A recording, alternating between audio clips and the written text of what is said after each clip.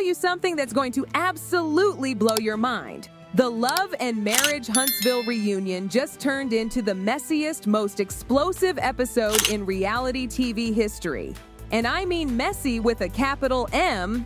When I say what went down between Destiny and Tisha was dramatic, honey, that's the understatement of the century. We're talking about a friendship-shattering, cast-shocking, Carlos King-stunned kind of situation that has everyone's jaws permanently glued to the floor. And let me tell you something else. What you saw on TV, that was just the tip of the iceberg. The deleted footage that surfaced makes what aired look like a friendly church gathering. We're talking shade thrown with the precision of a surgeon, accusations that would make a soap opera writer blush, and fallout so devastating it's left the entire cast questioning everything they thought they knew about these two women. Now let me paint this picture for you properly, because this story has more layers than a wedding cake for 4 whole seasons. 4 seasons, mind you. Destiny and Tisha were absolutely inseparable. They were the kind of friends who finished each other's sentences, who showed up for each other when nobody else would, who stood together against every storm that came their way. Their bond seemed unbreakable, the kind of friendship other cast members wished they had. But chilly, this reunion changed everything. And when I say everything, I mean everything. We're not talking about some petty disagreement over who said what at whose dinner party. No, ma'am, we're talking about deep betrayal, secret alliances being exposed in the most dramatic way possible, and a confrontation so explosive that even Carlos King, who's literally seen it all in reality TV, was left completely speechless. And here's the gag. Some of the most intense moments weren't even caught on camera. What started as a simple disagreement spiraled into an all-out war faster than you can say, "Show me the receipts." The way Tisha reacted? Baby, it was like she had been storing up every single slight, every sideways glance, every subtle dig for months, just waiting for the perfect moment to let it all out. And if you thought the drama between Melody and Destiny was bad, honey, that looks like a friendly game of patty cake compared to this explosion. Let me break this down for you piece by juicy piece, because there's so much more to this story than meets the eye. You see, Destiny and Tisha's friendship wasn't just for the cameras. Their bond was built on something real, something deep. Both of these women knew exactly what it felt like to be the odd one out, to feel isolated from the rest of the group, to have people questioning their every move. The tension between Tisha and Melody had been brewing for seasons upon seasons. We're talking accusations flying back and forth like tennis balls at Wimbledon. Jealousy, fake friendships, marriage troubles, you name it, it was thrown out there.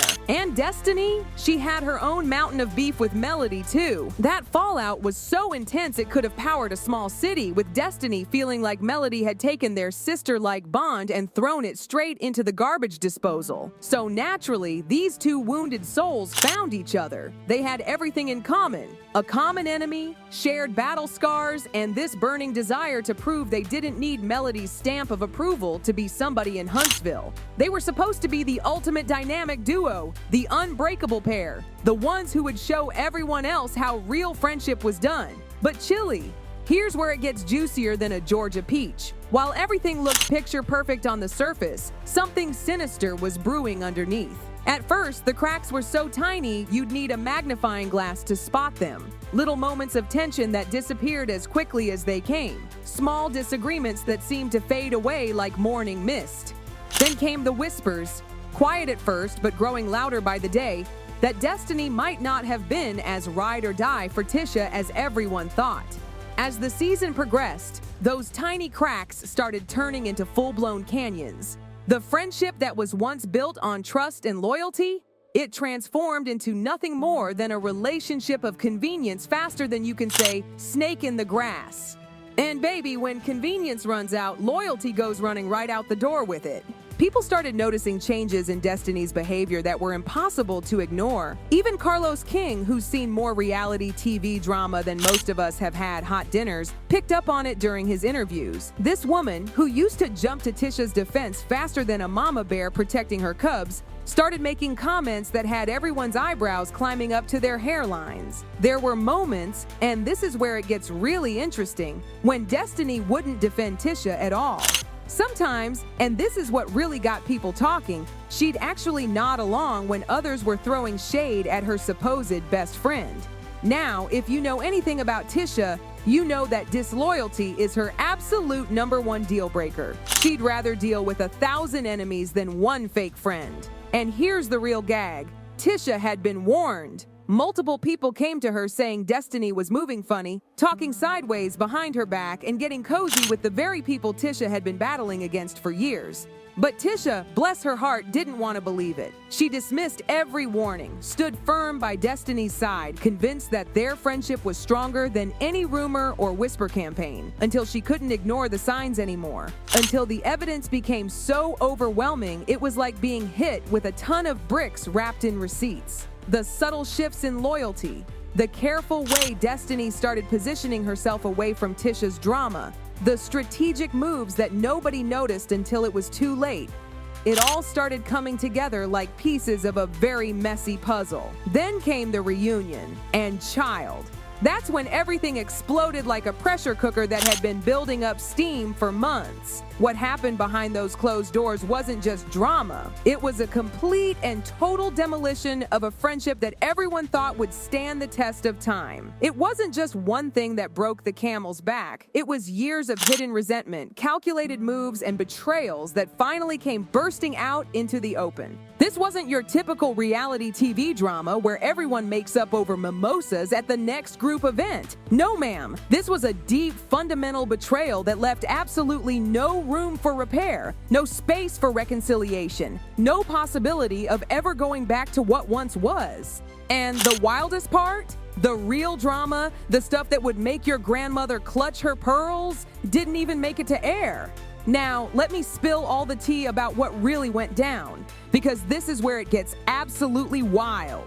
Before everything fell apart, Destiny and Tisha's friendship seemed more solid than a concrete foundation. When everyone else was giving Destiny the side eye, there was Tisha, standing firm like a lighthouse in a storm, completely unbothered by what anyone else thought. And whenever Tisha found herself caught up in another hurricane of drama with Melody, Destiny was right there, nodding along and throwing enough shade to create an eclipse. But behind that united front, something was already shifting like tectonic plates before an earthquake. Those whispers about Destiny's loyalty, they weren't just idle gossip passed around at lunch. Word on the street was that Destiny was having private conversations with people who would sooner see Tisha fall than succeed. Some folks even suggested she was using Tisha like a ladder, staying close when it benefited her, but keeping her options open behind the scenes like a backup plan. Tisha, bless her loyal heart, tried to ignore it all at first. She'd heard similar whispers before and wasn't about to let gossip ruin another friendship. But chilly.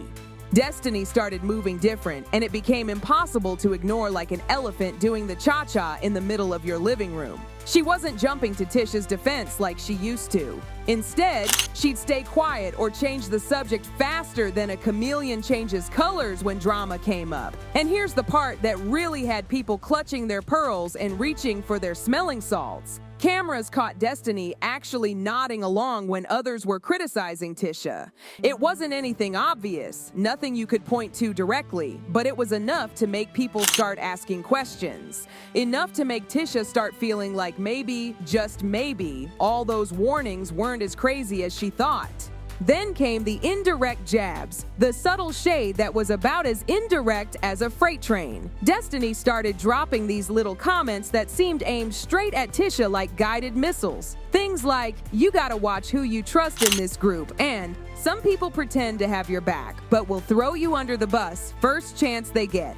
Now, normally, those kinds of comments wouldn't raise eyebrows in reality TV, but the timing? Chilly. It was more calculated than a mathematician's tax return. But wait, it gets even worse. Destiny started getting closer to people who weren't just not in Tisha's fan club. They were actively trying to tear down her membership.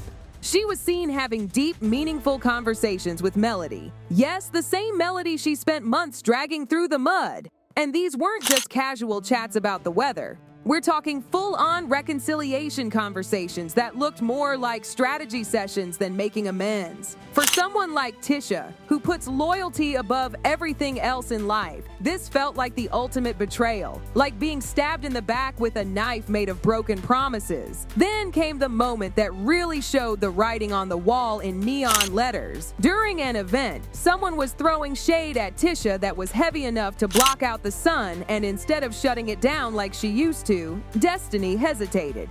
She gave one of those political, fence-sitting answers that told everyone exactly where she stood, or rather, where she didn't stand.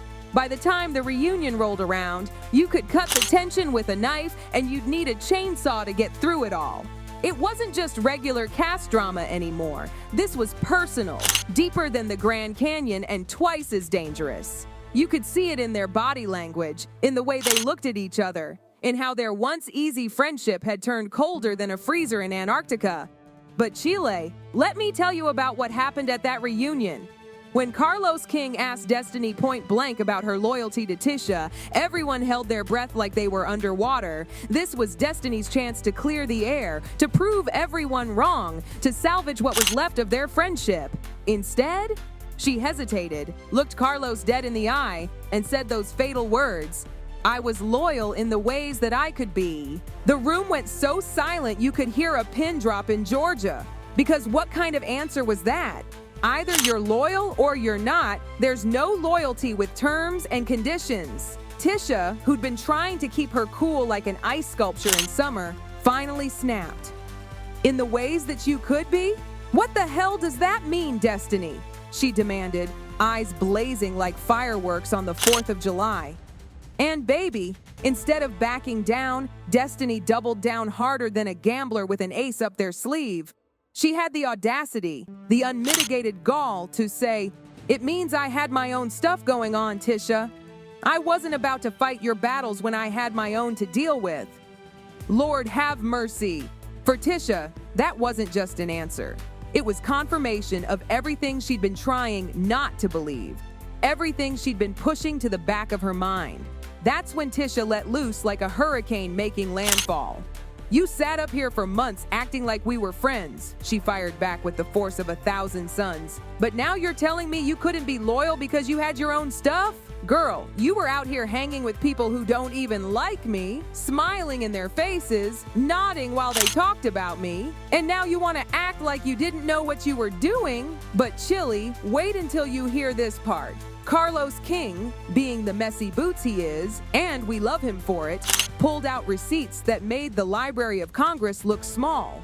Actual messages where Destiny had been talking sideways about Tisha to other cast members, the kind of messages that make you question everything you thought you knew about friendship. And when confronted, Destiny hit Tisha with that classic, "I don't remember saying that," like memory loss was going around like the common cold. The other cast members were more shook than a martini at James Bond's favorite bar. Letitia's husband Marceau was shaking his head like he was at a disappointing tennis match. Kimmy looked like she wanted to dig a hole right through that couch and disappear into it. And Melody, baby, she had that look on her face like she'd been waiting for this moment since season 1, episode 1. Finally, Tisha had enough. She stood up, looked Destiny dead in the eye like she was staring into her soul, and said those friendship-ending words, "You're fake, Destiny, and you know what? You and I are done." Destiny tried to clap back with Tisha, "You've been looking for a reason to turn on me." But Tisha wasn't having any of it. "No, girl," she shot back with the precision of a sniper. "You gave me the reason." And according to the deleted footage, it got even messier after that. Messier than a toddler eating spaghetti. Destiny stormed off set like she was auditioning for a dramatic exit award, feeling attacked and betrayed. But Tisha, she didn't chase after her. She didn't beg her to come back. She just sat there, shook her head, and said those prophetic words. "I should have seen this coming." This isn't just another reality TV fallout where everyone makes up at the next season premiere. This is years of tension exploding in the most dramatic way possible, like a fireworks factory catching fire. Two women who once had each other's backs realizing they were never truly on the same page of the same book. They weren't even in the same library. And the saddest saddest part? There's absolutely no coming back from this, no matter how many olive branches get extended. So now everyone's wondering, where does Destiny go from here? Does she have anyone left in her corner? Or did she burn all her bridges while trying to keep warm? Was this betrayal planned from the beginning like a chess master's strategy? Or did things just spiral out of control like a car with no brakes? All I know is, the drama isn't over yet. Because what happens next? Chile. It's even wilder than your wildest imagination could dream up.